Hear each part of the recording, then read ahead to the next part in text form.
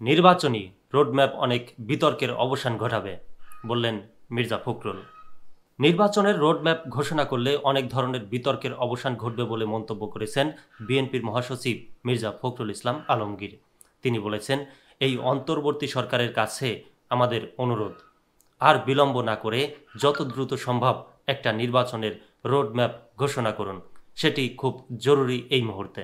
শনিবার ১৬ নভেম্বর বিকালে কেন্দ্রীয় শহীদ মিনারে ভাসানী অনুসারী পরিষদের উদ্যোগে আয়োজিত এক জনসভায় প্রধান অতিথির বক্তব্যে তিনি একথা বলেন।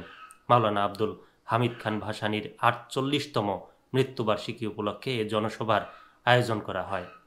মির্জা ফখরুল বলেন, সংস্কারের জন্য এই সরকারের অনেক কমিশন গঠন করেছে, তাদের প্রতি আমাদের এবং জনগণের আস্থা আছে, কিন্তু আমরা চাইব সেটা দ্রুত শেষ করে নির্বাচন কেন্দ্রিক যে সংস্কার ব্যবস্থা, সেটির মাধ্যমে আমরা আলোর দিকে এগিয়ে যাব।